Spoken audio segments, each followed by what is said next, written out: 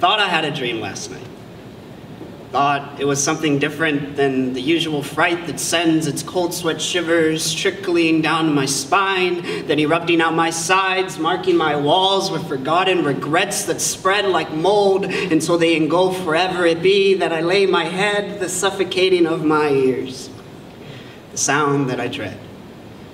Last night, I thought that was not the case. For just a minute, I swore it was as if the sun's stare never left my face. For as far as the eyes can see, there were hills rolling in green that moved as if they too could breathe this cooling breeze I felt through the holes in my jeans. As I stood by these trees of July, I thought I was at peace. When suddenly I was no longer alone in the so-called dream, because across the field, a man appeared in his chair leaning back.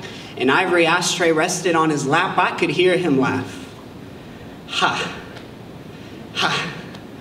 How could it be that he calls me mad?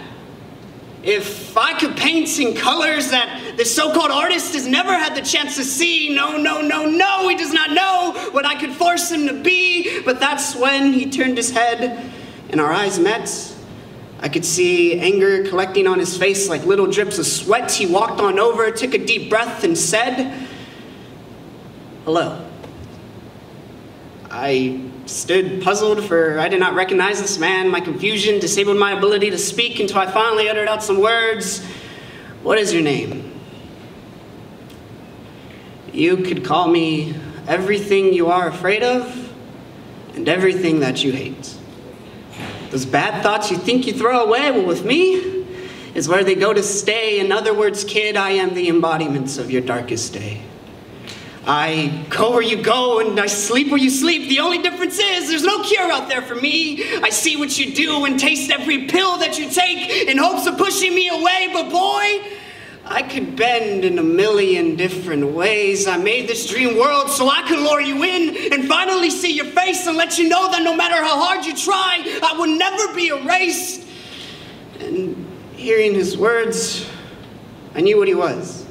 The constant voice in my head saying I would never be good enough. The voice I replaced with harsh confessions and repeated attempts of self-acceptance. I stood face to face with my depression.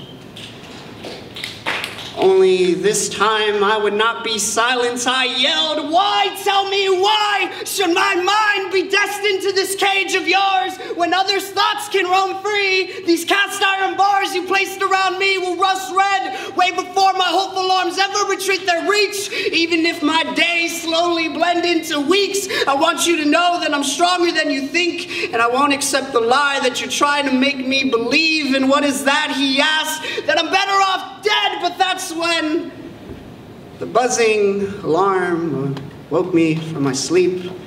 I got up, gave a sigh of relief, knowing that I'll live and die as me before I turn into what this possession wants me to be. Thank you.